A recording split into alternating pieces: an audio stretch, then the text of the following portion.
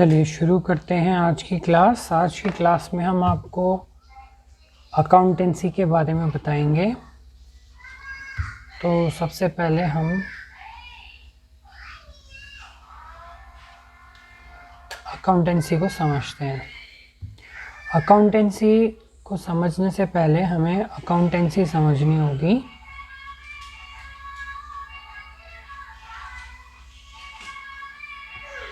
Accounting समझनी होगी। तो अकाउंटिंग क्या होती है, इसकी परिभाषा जानते हैं सबसे पहले।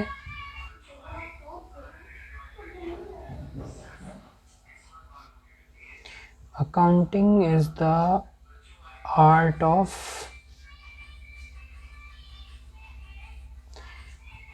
recording,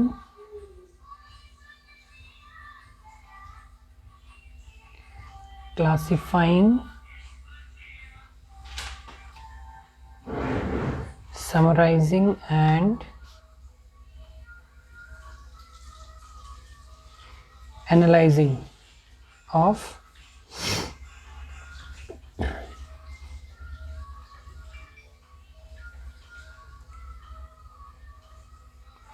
business transactions and events which are of financial character and producing the results for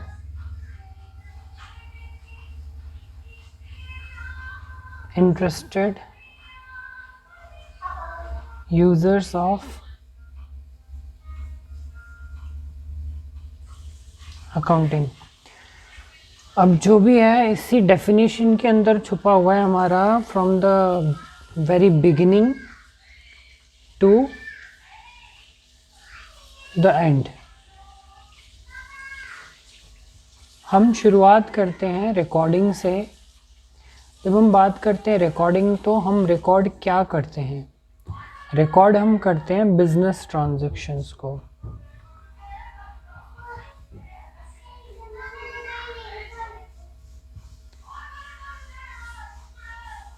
business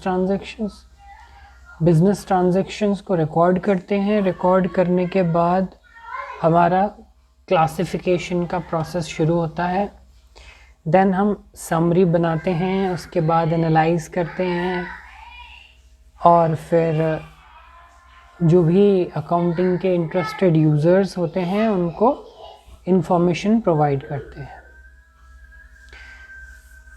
information in the form of results होता है, जिसको हम और विस्तार से आगे पढ़ेंगे। तो सबसे पहले हम जानते हैं बिजनेस ट्रांजैक्शंस को। बिजनेस ट्रांजैक्शंस होते क्या हैं? बिजनेस में जो भी लेन देन होती है वो किस में होती है? फाइनेंशियल कैरेक्टर यानी इन टर्म्स ऑफ मनी होती है। बिजनेस ट्रांजैक्शंस होती है मनी के फॉर्म में। मनी, अब हम इसको इस तरह से समझते हैं जैसे हमारे शरीर को चलाने के लिए ब्लड की ज़रूरत होती है, ब्लड की आवश्यकता होती है। उसी प्रकार से बिज़नेस को चलाने के लिए मनी की आवश्यकता यानी कि रिक्वायरमेंट होती है। तो जैसे हमारे शरीर में ब्लड का फ्लो होता है उसी तरह से बिज़नेस में मनी का फ्लो होता है। अब ब्लड का फ्लो तो ब्लड वेसल्स के थ्रू होता है different parts of the body में। तो बिज़नेस ट्रांजैक्शन का जो फ्लो होता है मनी की टर्म्स में होता है, वो डिफरेंट पार्टीज़ के रूप में होता है, पार्टियों को होता है। ओके, तो ये सारा हमारा अकाउंटिंग का प्रोसेस होता है। यहाँ से हम शुरुआत करते हैं। उसके बाद हम जब रिकॉर्ड करते हैं तो किसको कर रहे हैं रिकॉर्ड कर रहे हैं बिज़नेस ट्रांजैक्शन को। तो बिज़नेस ट्रांजैक्शन कहाँ होते हैं, उनके लिए कोई हमारे पास कोई एक प्रूफ होना चाहिए, तो उसको हम बोलते हैं सोर्स डॉक्यूमेंट्स।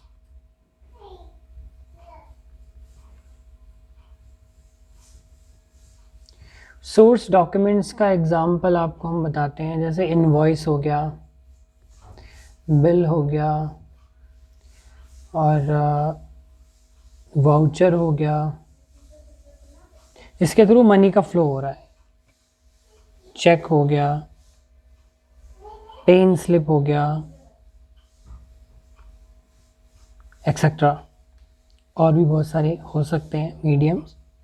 ऑनलाइन ट्रांसफ़र होता है, जैसे आज यूपीआई होता है। तो ये हमारे क्या हैं, सोर्स डॉक्यूमेंट। अब इनके बेसिस पे होती है रिकॉर्डिंग, यानी कि सबसे पहले हमारे पास सोर्स डॉक्यूमेंट होंगे जिनके थ्रू बिजनेस ट्रांजैक्शन होगी। उसके बाद आएगी रिकॉर्डिंग, उसको हम रिकॉर्ड करते हैं बुक्स ऑफ अकाउंट्स में। रिकॉर्ड जब हो जाता है तो उसके बाद हम क्लासीफाई करते हैं। अब ये एक प्रॉपर तरीका है, प्रॉपर वे है जिसके थ्रू अकाउंटिंग होती है। लेकिन आजकल क्या है, सारी चीज़ें ऑटोमेट हो गई हैं, तो बस ये रिकॉर्डिंग वाला जो पोर्शन है ये सही से होना चाहिए, बाकी सारी चीज़ें ऑटोमेटिकली हो जाती हैं। तो मेन हमारा जो फोकस है, जब हम स्कूल की बुक्स पढ़ते हैं तो हमें रिकॉर्डिंग, क्लासिफाइंग, समरी, एनालिसिस, ये सारा का सारा करना है। और करना एक्चुअली में हमें पता होना चाहिए कि चीज़ें कैसे फ्लो हो रही हैं यहाँ से वहाँ, तो ये इम्पॉर्टेंट है। और जब हम बात करते हैं रिकॉर्डिंग, तो रिकॉर्डिंग हम करते हैं बुक्स ऑफ अकाउंट्स में।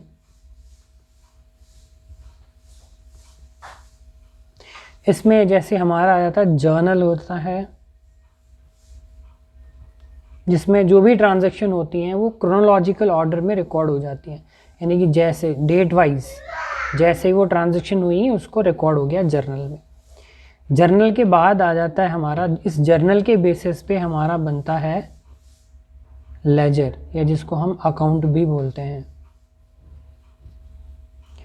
जर्नल यानी कि सबसे पहले सोर्स डॉक्यूमेंट हुए, उसके बाद बुक्स ऑफ अकाउंट्स में आए जर्नल हुए, जर्नल के बाद हुए लेजर, लेजर के बाद हम बनाते हैं ट्रायल बैलेंस।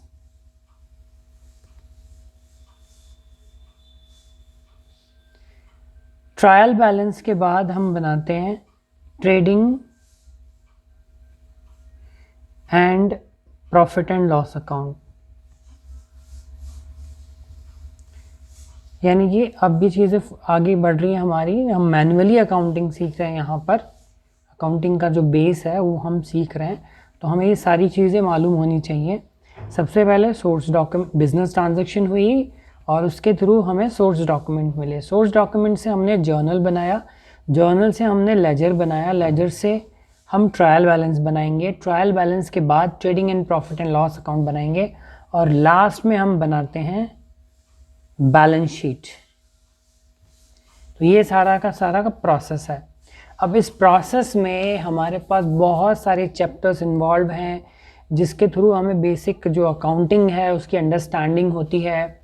डिफरेंट टर्म्स जो अकाउंटिंग में यूज़ होते हैं उसके बारे में पता चलता है, तब जाकर के हमारे माइंड में एक अंडरस्टैंडिंग बनती है अकाउंटिंग की, अकाउंटिंग प्रिंसिपल्स की, अकाउंटिंग रूल्स की।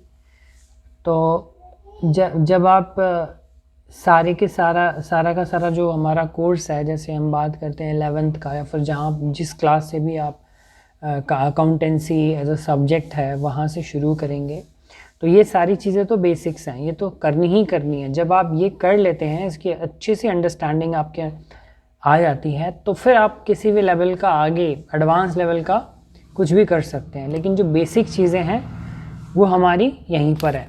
अब इस पर मैं आपको बताता हूँ विस्तार से कि हमारे जो चैप्टर्स इन्वॉल्व होंगे। अगर हम बात करते हैं 11th क्लास CBSE की, तो सबसे पहले तो हमारा जो इंट्रोडक्शन टू अकाउंटेंसी है उसमें थोड़ा थ्योरी एस्पेक्ट है।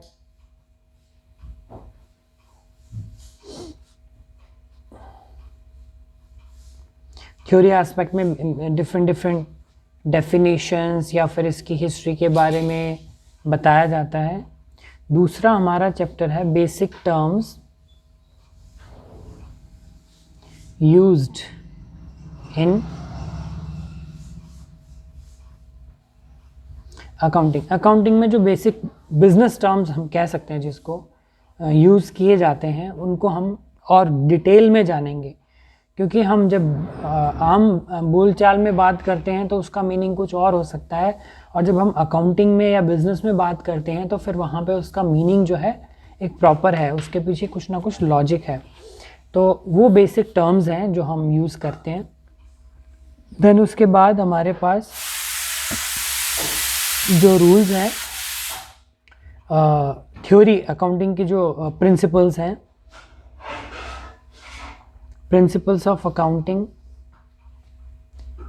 जिसमें हम बहुत सारे अजम्पशंस के बारे में पढ़ेंगे, जिसको हम जनरली एक्सेप्टेड अकाउंटिंग प्रिंसिपल्स भी बोलते हैं। गैप, ठीक है, यानी कि एक अकाउंटेंट जो है कौन सी ऐसी जनरली एक्सेप्टेड अकाउंटिंग प्रिंसिपल्स हैं जिनको वो अपने प्रैक्टिस में फॉलो करता है। तो वो सारी चीज़ हो गई। देन हम पढ़ते हैं IFRS के बारे में। ये गैप डिफरेंट कंट्रीज़ के डिफरेंट हो सकते हैं, लेकिन जो IFRS हैं वो इंटरनेशनल होते हैं, इंटरनेशनल फाइनेंशियल रिपोर्टिंग स्टैंडर्ड्स। तो इनके बारे में भी हम जानेंगे। और इंडियन अकाउंटिंग स्टैंडर्ड्स हैं, इसको हम IAS यानी इंडियन अकाउंटिंग स्टैंडर्ड्स ही बोलते हैं।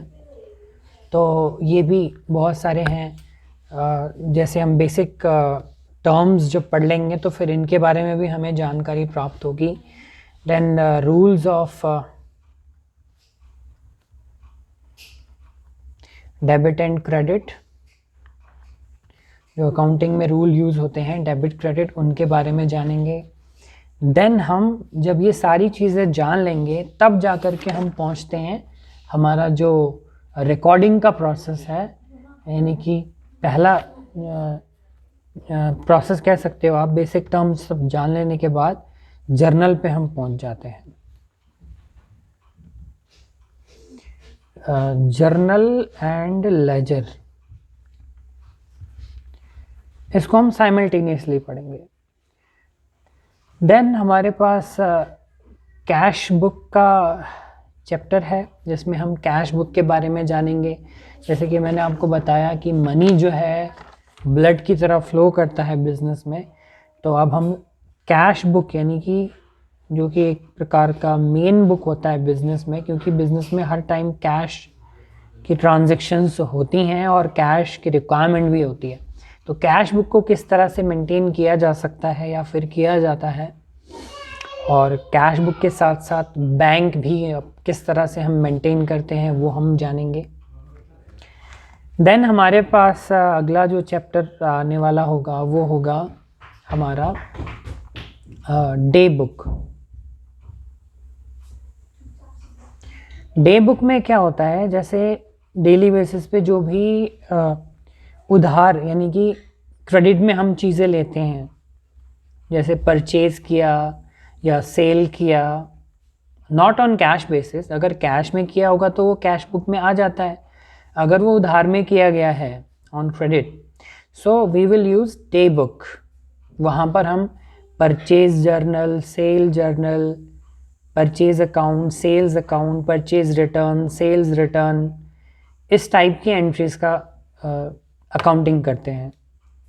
उसके बाद जो अगला जो चैप्टर हमारा होगा वो होता है हमारा बैंक रिकंसिलिएशन स्टेटमेंट का। बैंक रिकंसिलिएशन स्टेटमेंट में हम क्या करते हैं कि अब बिजनेस है तो वहाँ पे कैश भी इन्वॉल्व होता है, और कई बार हम यानी आजकल तो मैक्सिमम टाइम हम पेमेंट करते हैं ऑनलाइन या चेक के थ्रू, UPI के थ्रू। अब इसमें ऐसा हो सकता है कि किसी पर्टिकुलर डे में जो हमने कैश बुक में बैंक वाला कॉलम बना रखा है, उसका बैलेंस और हमारा जो एक्चुअल बैंक में जो बैलेंस है उसमें डिफरेंस आए, उसमें वेरिएंसेस आए। तो उसके रीज़न क्या हैं वेरिएंसेस के, वो हम जान पाएंगे इस चैप्टर में। बहुत सिंपल है पर लॉजिकल है, लॉजिक लगाने पे सारी चीज़ें बहुत आसान हो जाती हैं। तो ये हो गया। उसके बाद अगला जो चैप्टर होगा हमारा, बुक में हो सकता है चैप्टर आगे पीछे हो, मैं अपने अंडरस्टैंडिंग के हिसाब से आपको बता रहा हूँ, लेकिन कोई भी चैप्टर हमारा छूटेगा नहीं। I make sure that. Okay, तो अगला जो चैप्टर है हमारा, उसमें हम क्या करते हैं, रेक्टिफिकेशन ऑफ एरर्स। या उससे पहले एक और चैप्टर और हम चाहें तो और दूसरा भी कर सकते हैं, जैसे कि क्योंकि स्कूल में इंटरचेंजेबली किया जाता है कि पहले ये वाला करा दिया फिर वो वाला करा दिया, इस प्रकार से। तो हम इससे पहले 2 चैप्टर और कर सकते हैं, जैसे कि एक है हमारा डेप्रिसिएशन, अकाउंटिंग फॉर डेप्रिसिएशन। फिर एक और है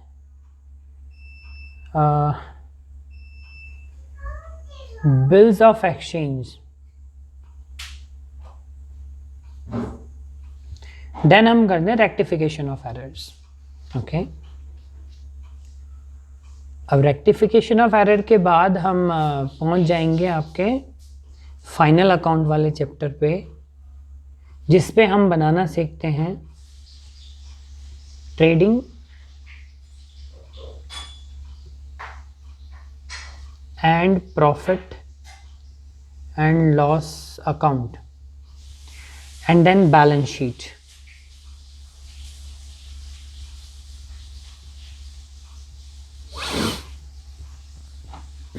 यानी कि हमने शुरुआत तो करी थी यहाँ से और पहुँच गए हम यहाँ पर। तो जब आप इस चैप्टर में पहुँचते हैं तो सीबीएसई में इस चैप्टर से एक अच्छा क्वेश्चन आता है जो कि एडजस्टमेंट के साथ में होता है। एक ये तो सिंपल फाइनल अकाउंट था, एक होता है फाइनल अकाउंट्स विद एडजस्टमेंट। अब एडजस्टमेंट करने के लिए आपको ना एंट्रीज, रेक्टिफिकेशन की एंट्रीज या फिर डेप्रिसिएशन की एंट्रीज, बिल ऑफ एक्सचेंज के बारे में, ये सारी चीज़ें आनी बहुत ज़रूरी है। अगर आपको ये नहीं आएंगी तो फिर ये डायरेक्टली आप ये वाला चैप्टर नहीं कर सकते हैं। हालांकि ये चैप्टर सबसे ज़्यादा वेटेज रखता है क्योंकि इसी के बेसिस पे हमारा अगला चैप्टर भी है जिसका नाम है final accounts for not for profit.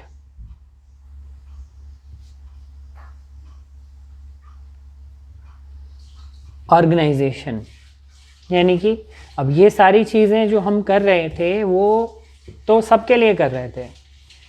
अब जो फाइनल अकाउंट्स हम बनाएंगे तो उसमें क्या होता है कि एक तो प्रॉफिट मेकिंग बिजनेस होते हैं और एक ऐसे बिजनेस होते हैं जो प्रॉफिट के लिए काम नहीं करते बल्कि उनका जो उद्देश्य होता है वो समाज सेवा करने का होता है।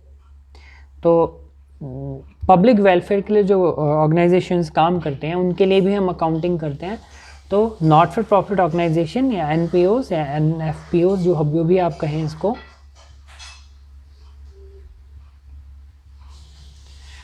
उनके अकाउंट्स कैसे हम बनाते हैं, कैसे मेंटेन करते हैं, वो हम सीखेंगे। थोड़ा सा डिफरेंट होगा इसमें, पर अकाउंटिंग देखो सब जगह सेम चलती है, रूल्स वही हैं, सारी चीज़ें, बस कुछ फॉर्मेट चेंज हो जाएगा, जो टर्म्स वो यूज़ करते हैं वो चेंज हो जाएगा, उनका डिफरेंट स्टाइल है, दैट्स इट। देन उसके बाद आपका अकाउंटिंग का सिलेबस तो ख़त्म हो जाता है। हाँ, अकाउंटिंग इन कंप्यूटराइज्ड वर्ल्ड, अकाउंटिंग इन कंप्यूटर में किस तरह से अकाउंटिंग की जाती है। अब देखिए, अगर आपको कंप्यूटर में अकाउंटिंग सीखनी है तो सबसे पहले तो आपको बेसिक अकाउंटिंग आनी चाहिए। तो बेसिक अकाउंटिंग आप सीखेंगे तो कंप्यूटर में तो काम बहुत आपका आसान हो जाएगा। तो सबसे पहले हमारा जो मकसद है वो है बेसिक चीज़ें समझना जब आप बेसिक चीज़ें समझ लेंगे तो हम कंप्यूटर पे भी आपको करा देंगे, इसमें कोई इशू नहीं है।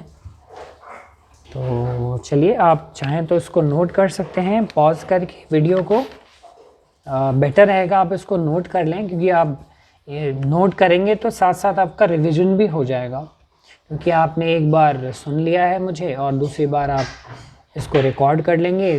बिल्कुल रिकॉल करना है जो भी मैंने आपको बातें बताई हैं, क्योंकि अकाउंटिंग में यही सारी चीज़ें हैं जो आपको अच्छे से ध्यान रख के पढ़नी है।